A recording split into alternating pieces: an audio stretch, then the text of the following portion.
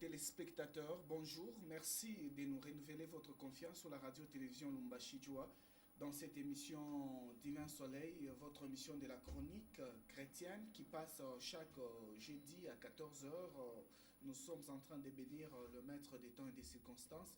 C'est lui qui a permis encore de nous retrouver ces jeudis, pas comme les autres. Comme vous le savez, de partout, vous êtes en train de suivre cette émission. À la présentation, c'est votre humble serviteur Jacques Abengele, accompagné par la grande équipe Sami Ngoï, qui est à la régie finale. Comme vous le savez, cet après-midi, nous allons aborder autour du thème les thèmes qui va sanctionner notre passage ou notre couverture ou notre prestation. Nous allons parler des dons spirituels et des dons naturels et aussi parler de leur importance dans la vie chrétienne ou leur bénéfice dans l'Église. C'est ce qui fera même l'objet de notre présence sur ce beau plateau et parler de dons naturels parce que beaucoup de gens, vous êtes là en train de vous poser des questions de savoir quelle est l'utilité d'un don spirituel, d'un don naturel. Ça sera avec le concours de l'homme de Dieu, le pasteur Récit Ngoï, qui a accepté encore de renouveler sa confiance à cette émission Divin Soleil. Bonjour pasteur. Bonjour Jacques. Merci parce que vous avez accepté encore une fois de plus notre invitation, toujours dans cette émission Divin Soleil. C'est moi qui vous remercie. Nous voulons recommander les milliers de téléspectateurs qui nous suivent de partout et qui veulent vraiment passer de très bons moments dans cette émission de cet après-midi. Père éternel, nous te bénissons, nous te louons et nous te rendons multiples actions de grâce parce que tu es Dieu, tu restes Dieu d'éternité en éternité. Nous te recommandons tous nos bien-aimés qui nous suivent à partir de leur maison éternelle des armées. Nous voulons que ta main puissante soit sur eux. Nous voulons que ta gloire abonde dans leur vie éternelle des armées. Nous voulons que ton nom seul soit glorifié. Nous voulons que l'Esprit de Dieu les enseigne aujourd'hui. Dans le nom merveilleux de Jésus, nous avons ainsi prié. Amen. Le don naturel, les dons spirituels, c'est ce qui fera l'objet de notre présence, comme vous le savez, fidèles téléspectateurs. Et beaucoup de gens, de partout où vous êtes, vous vous posez souvent des questions vraiment de l'utilité ou la valeur d'un don. Ça apporte quoi dans la vie d'un homme ou quelle est vraiment l'importance d'avoir un don, soit naturel ou un don spirituel. Pasteur, c'est avec vous que nous allons décortiquer ces thèmes, mais nous voulons un peu en savoir plus en un mot. C'est quoi d'abord un don? Un don, c'est ce qui est donné, qui n'est pas mérité. Je voudrais que le peuple de Dieu comprenne que quand on appelle don, c'est une grâce que nous avons dans nos vies, que nous n'avons pas mérité.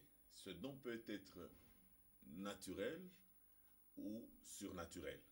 Nous parlons des dons spirituels et des dons naturels. Nous avons l'importance des dons, mais les dons s'expriment, nous pouvons les définir également comme des capacités que Dieu accorde à l'homme pour sa marche sur la terre. Ces dons peuvent être naturels ou surnaturels. C'est ça un peu que je peux dire, mais les dons ne sont pas plus grands que la vision, parce que les dons évoluent dans la vision pour permettre, c'est comme, les dons sont des provisions pour permettre à celui à qui Dieu a accordé la vision d'accomplir la mission que Dieu lui a donnée. Est-ce que, pasteur, de nos jours, nous pouvons dire que tous les hommes qui vivent sur la terre, en eux, nous pouvons retrouver un don d'une manière ou d'une autre, pasteur? Tous les hommes, il n'y a personne qui est inutile.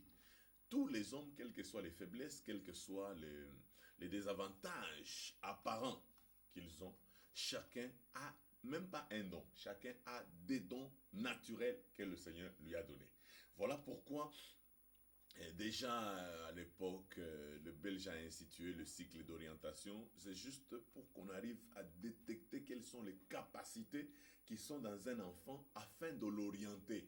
Ce n'est pas comme aujourd'hui, chacun estime qu'il peut être en pédale. Non, on estime que vous avez des capacités naturelles en vous si vous voulez devenir quelqu'un dans la vie, il faut qu'on vous oriente d'une certaine manière. Il y a des choses que nous aimons bien, mais nous n'en avons pas les capacités. Vous comprenez? La plupart des fanatiques de foot, c'est qu'ils veulent jouer au foot, mais n'en ont pas les capacités. Alors, ils préfèrent être dans les pourtours, ils préfèrent être dans la tribune. Pour chanter. Oui, pour chanter, pour encourager ceux qui en ont les capacités. Alors, aujourd'hui, nous n'avons pas une liste exhaustive des dons naturels. Il y en a beaucoup. Nous en parlerons durant toute l'émission pour que la plupart des pasteurs arrivent à comprendre que les dons naturels sont très importants, même pour l'Église, parce que Dieu ne les a pas donnés pour rien.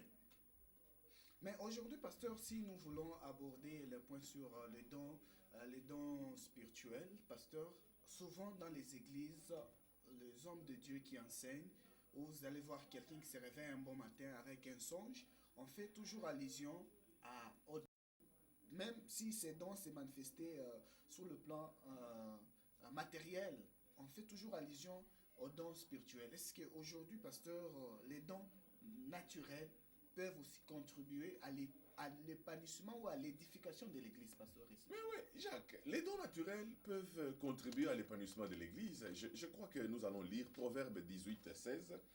Je crois que je vais lire à partir du verset 15. Un cœur intelligent acquiert la connaissance, et l'oreille des sages recherche la connaissance. Les dons d'un homme lui élargissent la voie et lui donnent accès auprès des grands. Tu comprends? Le premier qui plaide sa cause paraît juste. Bon, on peut s'arrêter au verset 16. Les dons d'un homme lui élargissent la voie. Non seulement lui élargissent la voie, et lui donnent accès auprès des grands. Ce sont les dons d'un homme qui lui élargissent la voie et lui donnent accès auprès des grands. Tu comprends? C'est-à-dire que tu peux avoir certaines aptitudes que Dieu t'a données, qui sont innées en toi, que d'autres n'ont pas. Et ces dons peuvent t'ouvrir certaines voies. Moi, je vais te donner juste un petit exemple.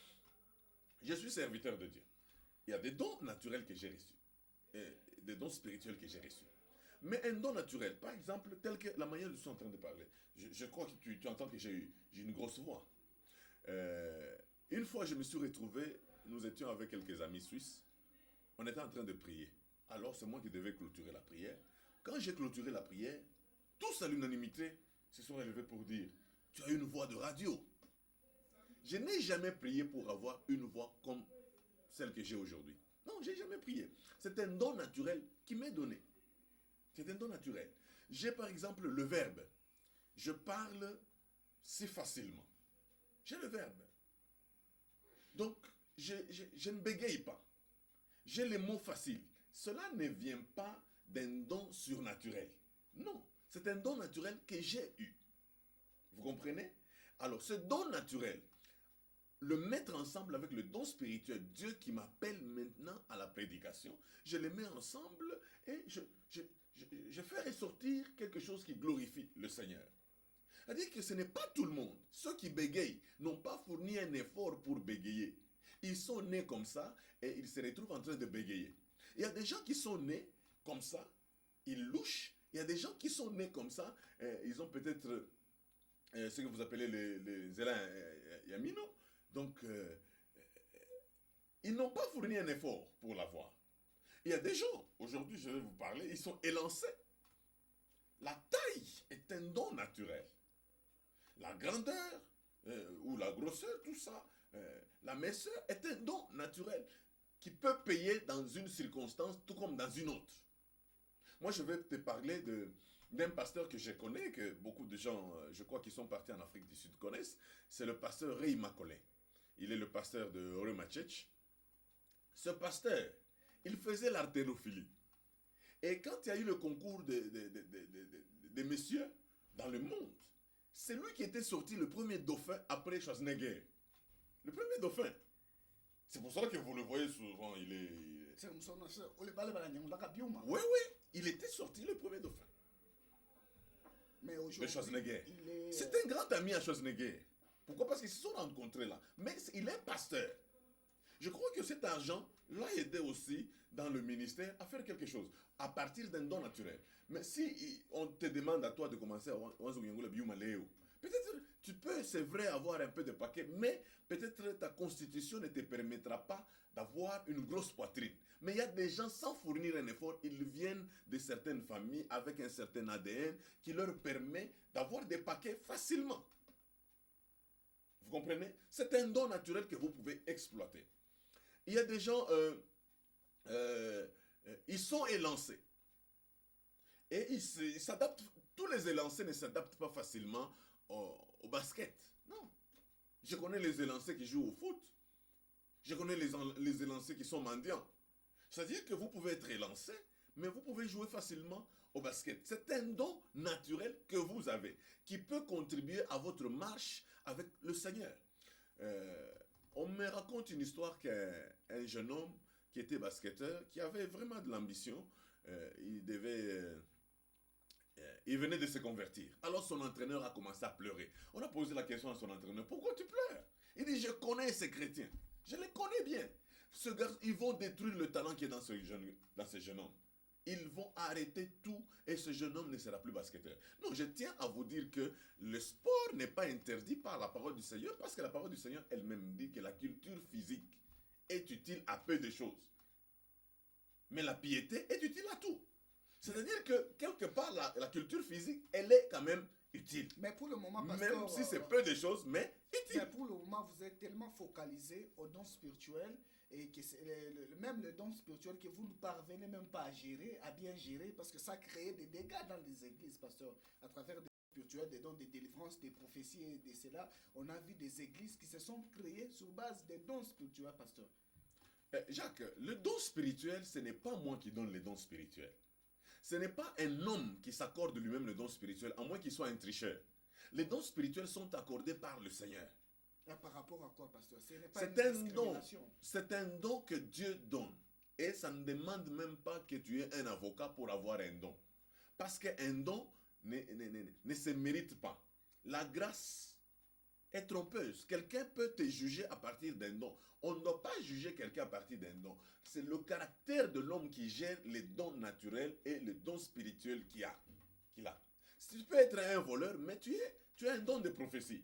Et tu peux aller mentir avec le don de prophétie. C'est pour cela que quand tu reçois un don du Seigneur, lesquels nous allons décortiquer d'un moment à l'autre, quand tu reçois un don, tu dois travailler maintenant ton cœur en fonction de la parole du Seigneur. Parce que le don que tu reçois, pour qu'il marche bien, il demande quand même certains principes. Et ces principes sont dans la parole du Seigneur. Ok? Alors, si tu suis ces principes, tu vas garder ce don. Mais si tu ne suis pas ces principes, mais tu auras des problèmes avec ces dons. Tu seras comme le diable qui, gardant les dons, continue à pécher. Mais ne pensez-vous pas que dans une église où il y a beaucoup de gens avec des dons, il y a toujours des sérieux problèmes? Parce que les leaders charismatiques qui peuvent être à la tête n'a pas un don d'un frère qui est dans les bancs. Alors quand les frères s'élèvent un bon matin, les oracles et les miracles se manifestent par ses mains, il a des sérieux problèmes avec son berger, pasteur. Non. Mais pensez-vous pas qu'il faut réserver les dons spirituels aux bergers, aux gens qui nous guident? Non, ce qu'il faut faire, ce que tu allais faire, c'est d'inviter peut-être Dieu dans ton émission pour dire, ne penses-tu pas que... Parce que ce n'est pas moi qui donne les dons. Mais maintenant, je vais commencer à défendre Dieu. Quand vous avez un Dieu que vous défendez, ce n'est pas bien.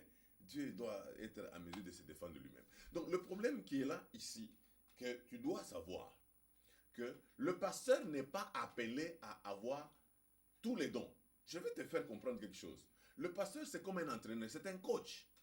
Un coach ne doit pas chercher à être le meilleur buteur. Lui n'est pas sur le terrain. Le coach doit savoir comment gérer les dons que le Seigneur lui a donnés. Parce que ces dons spirituels sont aussi des dons pour l'Église. Parce que, si tu vas me permettre de lire la parole du Seigneur, afin que nous arrivions à détecter quels sont les dons qui sont répertoriés ici dans la parole, nous avons 1 Corinthiens 12, à partir du premier verset, pour ce qui concerne les dons spirituels. Je ne veux pas, frères, que vous soyez dans l'ignorance. Vous savez comment, quand vous étiez païens, et vous étiez entraînés et dévoyés vers les idoles muettes. C'est pourquoi je vous déclare que nul, s'il parle par Dieu, n'est dit que Jésus est anathème. Et nul ne peut dire Jésus est Seigneur si ce n'est pas le Saint-Esprit. Il y a diversité de dons, mais le même esprit, diversité de services, mais le même Seigneur, diversité d'opérations, mais le même Dieu qui opère tout en tous. Or, à chacun, la manifestation de l'esprit est donnée pour l'utilité commune.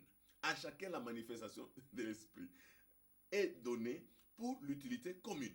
En effet, à l'un est donné par l'esprit une parole de sagesse, à un autre une parole de connaissance, à un autre parole de connaissance par le même esprit, à un autre la foi par le même esprit, à un autre le don de guérison par le même esprit, à un autre le don d'opérer des miracles, à un autre la prophétie, à un autre le discernement des esprits, à un autre diverses sortes de langues, à un autre l'interprétation des langues.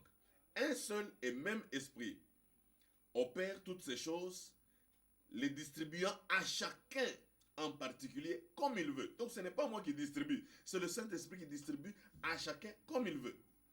En effet, le corps est un, tout en ayant plusieurs membres, et comme tous les membres du corps, malgré leur nombre, ne sont qu'un seul corps, ainsi en est-il de Christ. Donc, la Bible déclare, car c'est dans un seul esprit que nous tous, pour être un seul corps, avons été baptisés, soit juifs, soit grecs, soit esclaves, soit libres, et nous avons tous été abreuvés d'un seul esprit. Donc, c'est-à-dire, c'est le Saint-Esprit qui les distribue à chacun comme il veut. Ce n'est pas moi. Le travail du pasteur, c'est de travailler les dons que le Seigneur donne à l'Église. Parfois, il y a des choses que les gens doivent arriver à comprendre. Quand nous recevons les dons spirituels, ce n'est pas pour nous-mêmes, c'est pour l'utilité commune. Ce n'est pas pour nous-mêmes. Quand je reçois un don de prophétie, je reçois un don de miracle, je reçois, parce que nous allons spécifier sur les 9 dons, nous allons les diviser en trois groupes. Nous avons ce que nous appelons les dons d'inspiration, nous avons la prophétie, les langues et l'interprétation des langues. Nous avons les dons de révélation, nous avons la parole de connaissance, parole de sagesse, discernement des esprits. Nous avons ce que nous appelons les dons de puissance, foi, guérison, miracle. Et ces dons sont comme cela. Il arrive que quelqu'un peut en avoir 4, quelqu'un peut en avoir 2. Mais le Saint-Esprit le donne en fonction de l'appel que la personne a. Parce que Dieu, ce n'est pas que... Non, il donne en fonction de ce qu'il attend de nous.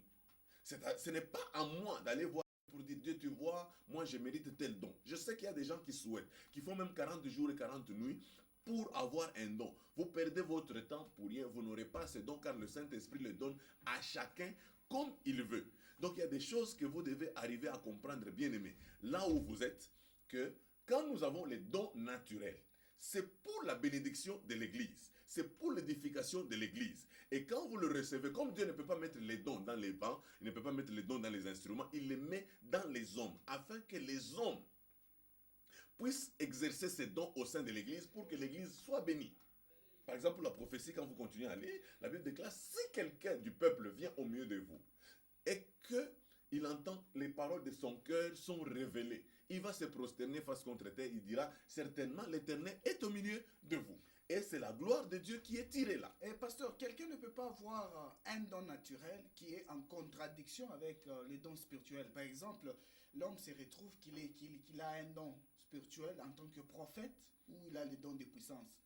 Alors, en train de jouer, il devient footballeur, pasteur. Il y aura une compatibilité. Non, il n'y a pas une compatibilité. Si nous avons un Dieu qui ne nous parle que quand nous sommes posés, il ne mérite pas d'être Dieu. C'est-à-dire qu'il y a des choses il y a une mentalité qui est entrée au milieu des Congolais. C'est que quand quelqu'un a un don spirituel, il doit être à temps plein. Non. Vous pouvez avoir un don spirituel, vous êtes directeur à la Gécamine. Pasteur, c'est faisable. Mais oui, vous pouvez avoir un don spirituel, vous êtes ministre. Vous pouvez avoir un don spirituel, vous pouvez être ministre et recevoir des visions. Parce que moi, je pense et avoir un don de guérison. Ça n'a rien à faire avec le temps plein. C'est le Saint-Esprit qui donne aux chrétiens. Mais quelqu'un qui est à tout moment... Tu peux être footballeur et avoir un don du Saint-Esprit. Kaka, c'est un, à tout moment, joueur. Par exemple, le cas, Il est chrétien.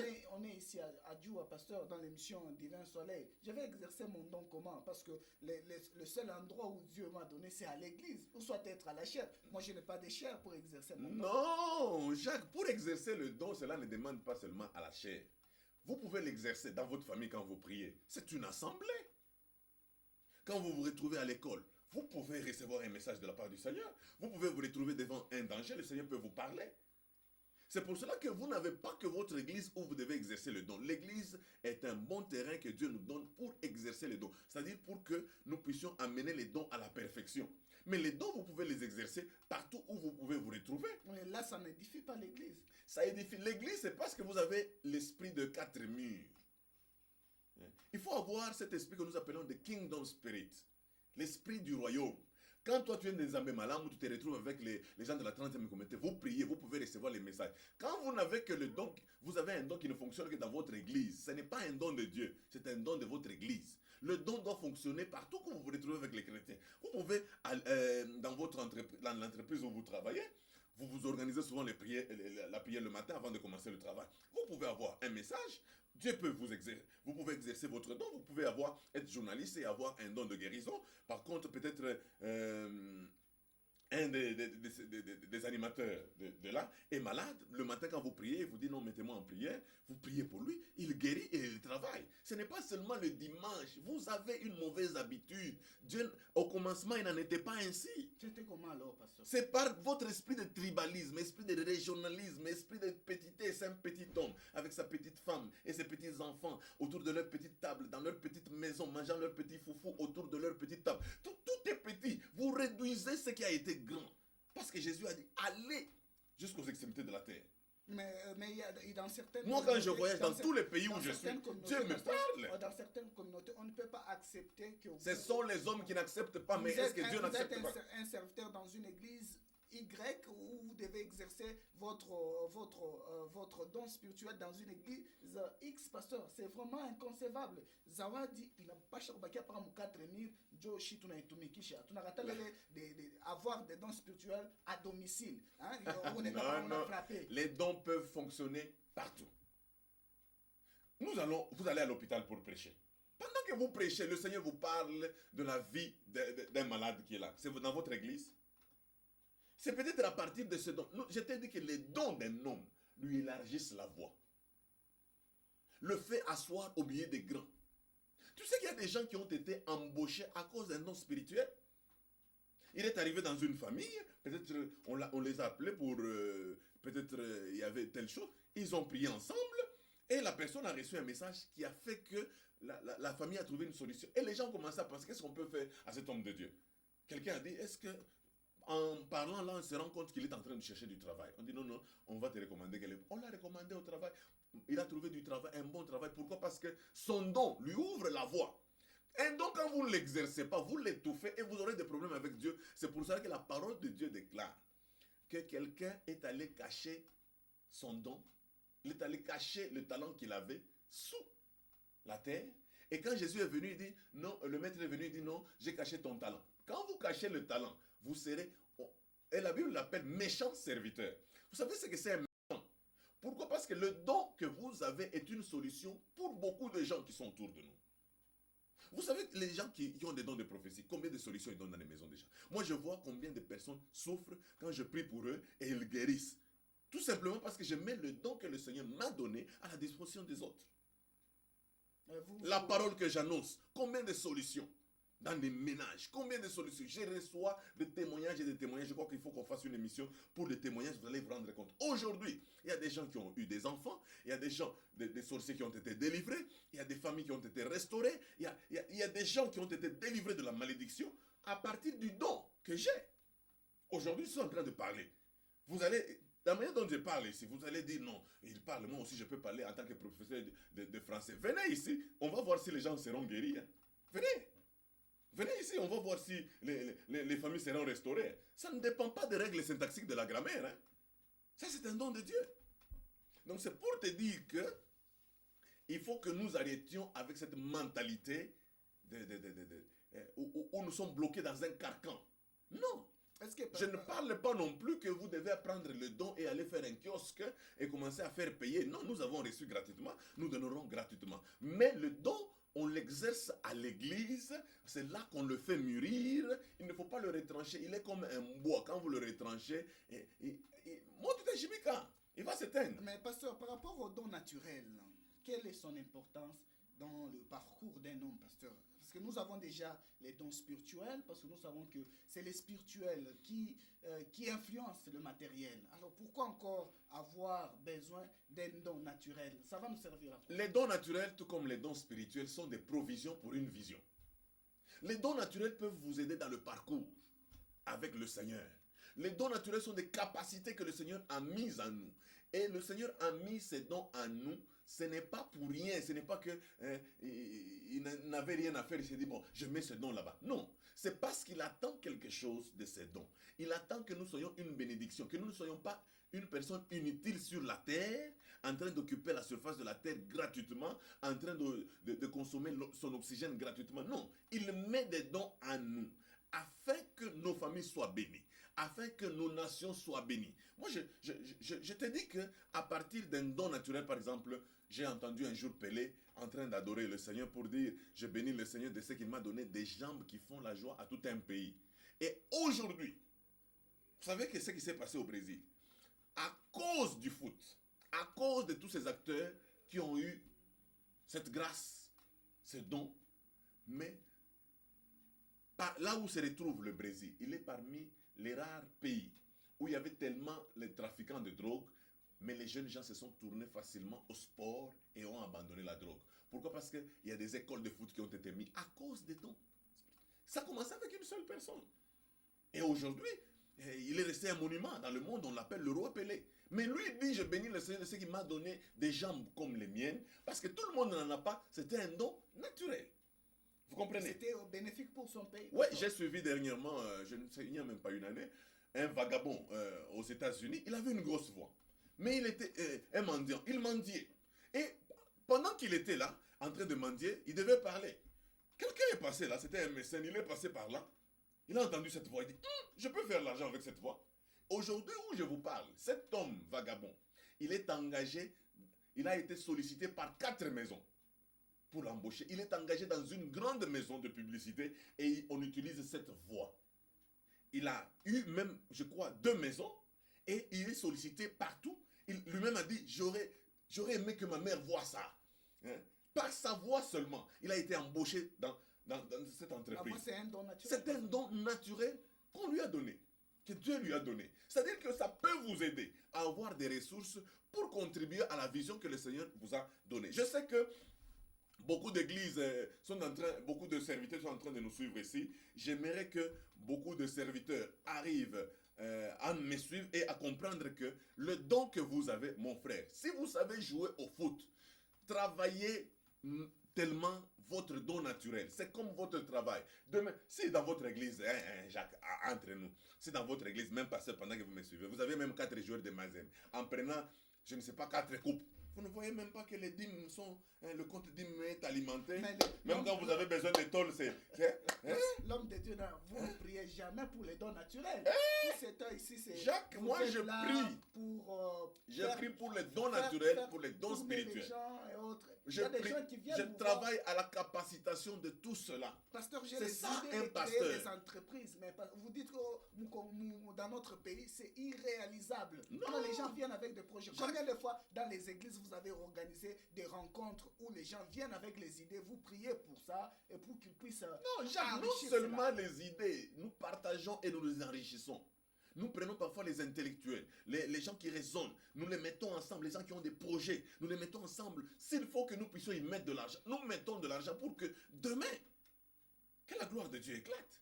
Vous savez qu'il y a des gens, je connais un serviteur qui était avec nous, il était ici, il était avec nous à la génération Joël, il était négligé, mais quand il est parti en Zambie, par son don, il est devenu pratiquement le meilleur musicien de la Zambie, chrétien. Mais je l'amenais souvent dans mes conventions à Colosie, tout ça. Et dans ces concerts, vous allez voir, le président était là, les ministres étaient là. On ne les connaît pas. Non. Non, j'étais avec les garçons ici. Il a prié à Likasi Arama quand il était ici. Il a prié à la génération Jojo Mwangaza. Vous le connaissez? C'est moi qui l'ai envoyé en Zambie.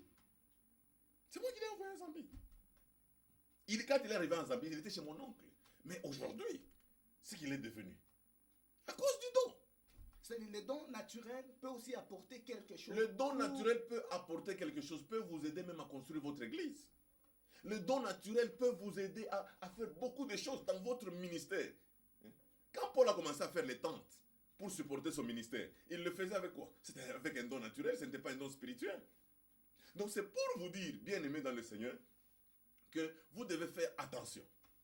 Quand les gens ont des dons naturels, j'aimerais que vous arriviez à saisir cela.